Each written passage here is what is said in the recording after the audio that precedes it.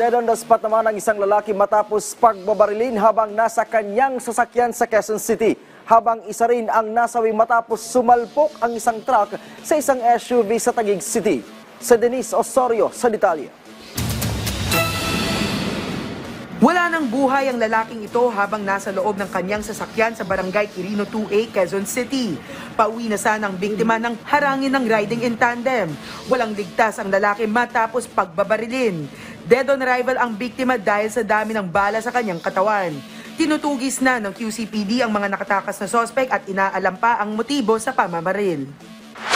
Tila nayuping lata ang SUV na ito nang datna ng otoridad sa Palar Village, Taguig City.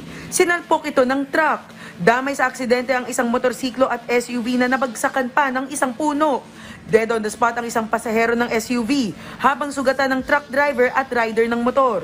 Patuloy ang investigasyon kung sino ang mananagot sa aksidente. Yupi ang bumper ng kotse na ito matapos suwagin ang concrete barrier sa P. Burgos sa Maynila.